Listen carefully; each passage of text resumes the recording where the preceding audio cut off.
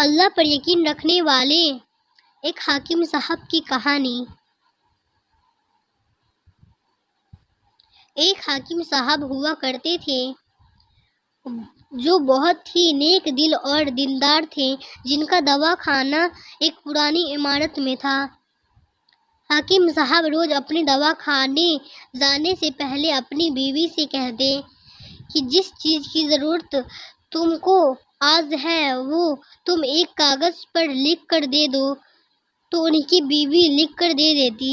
حاکم صاحب اپنی دکان پر جا کر سب سے پہلے اس پرچی کو کھولتے، بیوی نے جو کچھ لکھا ہوتا وہ ان کا حساب لگاتے اور اس کا ٹوٹل کرتے، پھر اللہ سے دعا کرتے کہ یا خدا، میں تیرے حکم کی تعمیل میں تیری عبادت چھوڑ کر یہاں دنیا داری کے چکر میں آ بیٹھا ہوں، جیسے ہی تو میری آج کی ضرورت کو پورا کر دے گا میں اسی وقت یہاں سے اٹھ جاؤں گا اور پھر یہی ہوتا کبھی تو صبح کے 9 بجے یا کبھی 10 بجے۔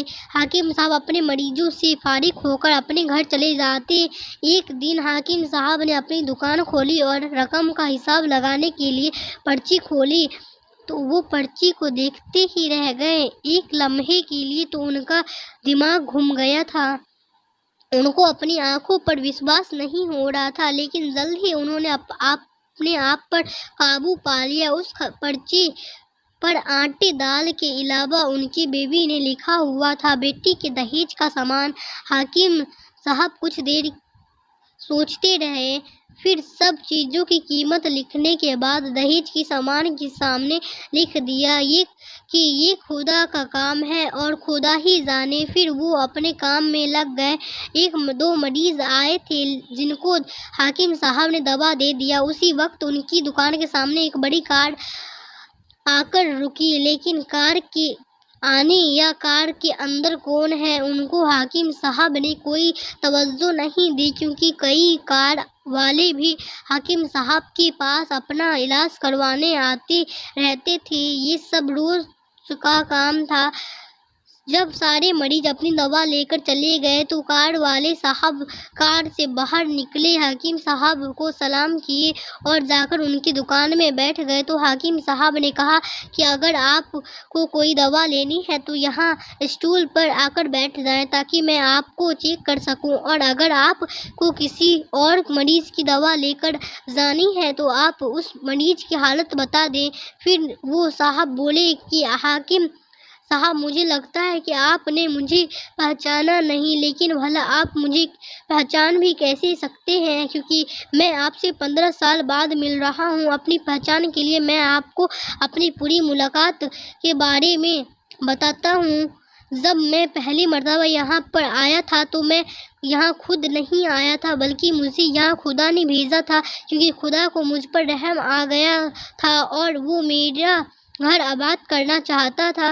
ہوا کچھ ایسا تھا کہ میں اپنے گاؤں جا رہا تھا، تبھی ہماری گاڑی آپ کی دکان کے سامنے آ کر پنچر ہو گئی۔ ڈرائیور گاڑی کا پہیہ لے کر پنچر لگوانے چلا گیا تھا، تبھی آپ نے دیکھا کہ میں گرمی اور دھوپ میں گاڑی کے پاس کھڑا ہوا ہوں۔ پھر آپ میرے پاس آئے اور دکان کی طرف اشارہ کر کے کہا کہ آپ اندر آ کر بیٹھ جائیے، تو میں نے آپ کا شکریہ ادا کیا اور کرسی پر آ کر بیٹھ گیا۔ ڈرائیور نے کچھ زیادہ ہی دیر لگا دیا تھا۔ ایک چھوٹی سی بچی بھی میرے پاس کھڑی تھی اور بار بار کہہ رہی تھی کہ مجھے بھوک لگ رہی ہے، اور آپ اس سے کہہ رہے تھے کہ بیٹی تھوڑا صبر کرو، ابھی تھوڑی دیر میں چلتے ہیں۔ میں یہ سوچ رہا تھا کہ میں آپ کے پاس اتنی دیر سے بیٹھا ہوں، لگتا ہے مجھے آپ سے کوئی دوا خریدنی چاہیے تاکہ آپ میرے بیٹھنے کو زیادہ محسوس نہ کریں۔ میں نے کہا کہ حاکم صاحب، میں انگلینڈ میں رہتا ہوں، وہاں گئے ہوئے مجھے 6 سال ہو چکے ہیں۔ جانے سے پہلے میری شادی ہوئی تھی، لیکن آج تک میری کوئی اولاد نہیں ہے۔ میں نے ہر جگہ علاج کروایا، لیکن اب صرف مایوسی ہے۔ آپ نے کہا کہ میرے بھائی توبہ استغفار پڑھو اور اپنے رب سے مایوس نہ ہو۔ یاد رکھو، اس نے خزانے میں کسی چیز کی کمی نہیں کر اولاد، مال، غم، خوشی، زندگی اور موت سب اسی کے ہاتھوں میں ہے۔ کسی ڈاکٹر کے پاس ہاتھ میں شفا نہیں ہوتی اور نہ کسی دوا میں شفا ہوتی ہے۔ اگر شفا ملتی ہے تو وہ خدا کے حکم سے ملتی ہے، اولاد دینی ہے تو وہی دینے والے ہیں۔ مجھے یاد ہے کہ آپ باتیں بھی کر رہے تھے और 7 पुड़िया भी बनाते जा रहे थे। सारी दवाएं आपने 2 हिस्सों में करके उन्हें अलग अलग लिफाफों में रख दी। फिर आपने मुझसे पूछा कि आपका नाम क्या है। मैंने कहा मेरा नाम अफजल है। एक लिफाफे पर अफजल लिखा और दूसरे लिफाफे पर बेगम अफजल लिखा। फिर दोनों लिफाफे एक थैले में डालकर दवा खाने का तरीका बताया। मैंने बेदली सी दवाई ले ली क्योंकि मुझे तो सिर्फ आपको कुछ रकम देना चाहता था, लेकिन जब दवा लेने के बाद मैंने पूछा कि कितने पैसे देने हैं तो आपने कहा कि बस ठीक है। तो मुझे कुछ समझ में नहीं आया तो मैंने दोबारा पूछा तो आपने कहा कि आज का खाता बंद हो गया है। तो मैंने कहा कि मुझे आपकी बात समझ में नहीं आई। वहीं पर एक शख्स और मौजूद था। उसने मुझे बताया कि खाता का बंद होने का मतलब कि हकीम साहब ने आज के घरेलू खर्चे के लिए जितनी रकम खुदा से मांगी थी वो खुदा ने उन्हें दे दी है। ज़्यादा रकम वो नहीं ले सकते। बहुत तो हैरान हुआ और दिल ही दिल में शर्मिंदा हुआ कि मेरे कितने घटिया ख्यालात थे और ये सादा सा हकीम कितना अजीम इंसान है। फिर मैंने अपने घर जाकर अपनी बेगम को दवाएं दिखाई और उसे सारी बात समझाई तो वो कहने लगी वो कोई इंसान नहीं बल्कि हमारे लिए एक फरिश्ता है। यकीन है कि उनकी दी हुई दवा हमारे लिए फ़ायदेमंद साबित होगी। हकीम साहब, मैं 3 बच्चे का बाप हूँ। खुदा ने आपको हमारी मदद का वसीला बनाया और हम हमेशा आपके लिए दुआ करते हैं। जब भी मैं अपने गाँव छुट्टी पर आया तो हर बार मैं आपकी दुकान पर आया, लेकिन मुझे हमेशा आपकी दुकान बंद ही मिली। कल दोपहर को भी आया था लेकिन आपकी दुकान कल भी बंद थी।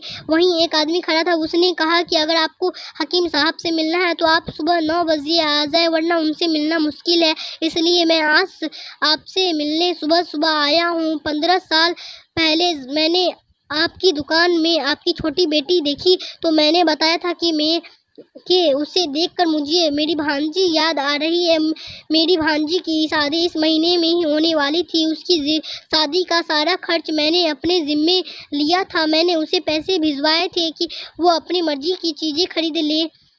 उसे बुखार था लेकिन उसने किसी को नहीं बताया।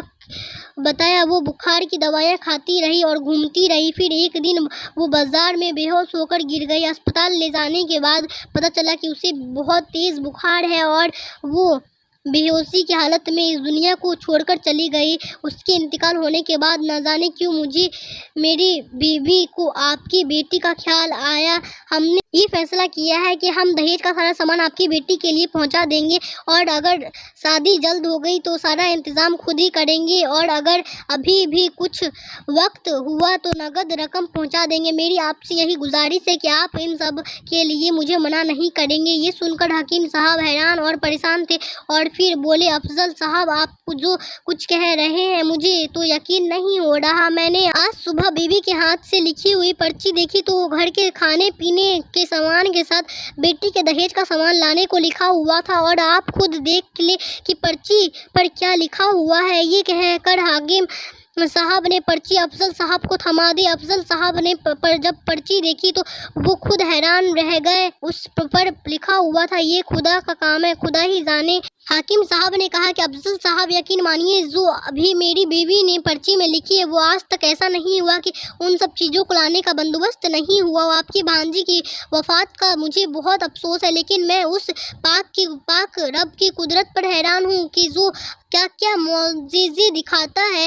हाकिम साहब की बेटी का दहेज का सामान इंतज़ाम होता है और बड़े धूमधाम से उनकी बेटी का शादी हो जाती है। सबक दोस्तों, ये कहानी हम तो यहीं पर ख़त्म हो जाती है, मगर इससे हमारे लिए सबक ये है कि अल्लाह ही पर भरोसा करना चाहिए और अल्लाह से कभी ना उम्मीद नहीं होना चाहिए, क्योंकि अल्लाह फरमाता है कि मायूसी गुनाह है। तुम मुझ पर यकीन कर के तो देखो।